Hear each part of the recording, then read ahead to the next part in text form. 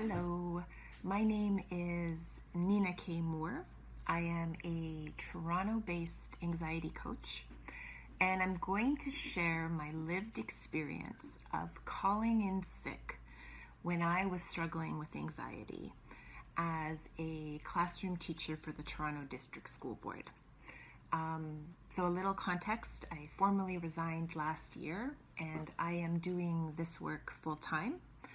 I often work with teachers and I provide the understanding, the support, and the tools that I wish had been available to me when I was struggling.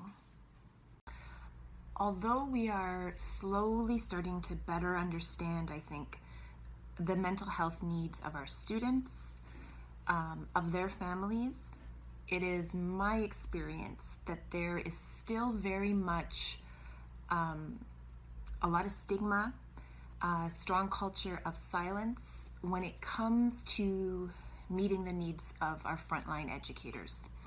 And I was just talking to someone who spoke about this parallel dynamic in nursing, in that she sees improvements in the way patients and their families are being supported, and yet as a nurse, they still face a lot of stigma and barriers. So I imagine that this is a dynamic that plays out in many fields. So about calling in sick. I had been a teacher for a good 15 years when I developed chronic anxiety. And so what would typically happen is that my anxiety would be so bad, despite my hard work, despite wanting to be able to go to work,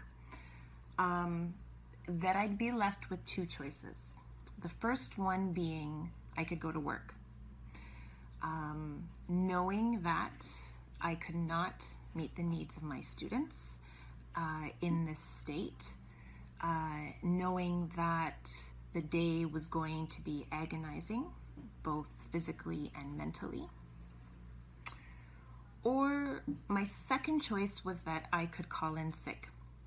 And I still get a pit in my stomach just thinking about the realities of doing that. The realities for me of teaching in Toronto is that there is a chronic shortage of occasional teachers, of supply teachers, made available to us. And so when I would reluctantly call into work, I did so knowing that there would likely be no supply teacher, which meant that my colleagues would have to carry my load, likely take my students, may lose their own prep coverage because of my absence.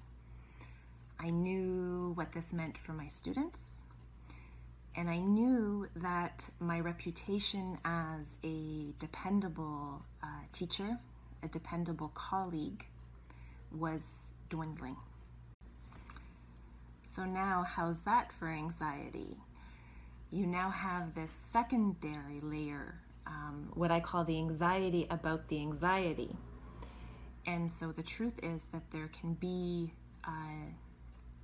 no recovery under these circumstances, right? There was no chance for my depleted nervous system to recover, no chance to rest. And so I found myself just in this holding pattern.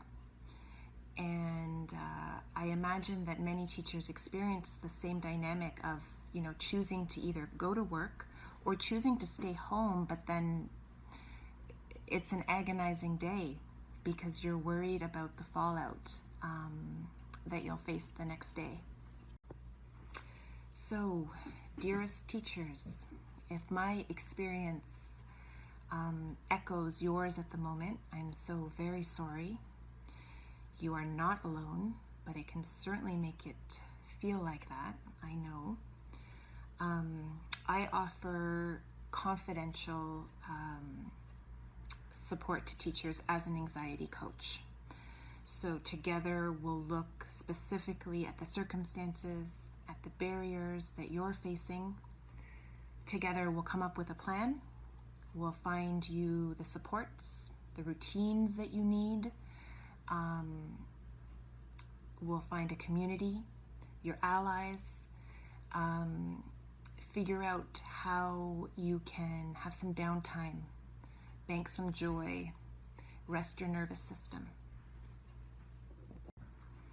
You do have options. It's our anxiety that tricks us into thinking that we don't have any options. My anxiety used to tell me all the time that I was stuck in this holding pattern and that there was nothing I could do about it. But I know now that there is. So thank you very much for listening.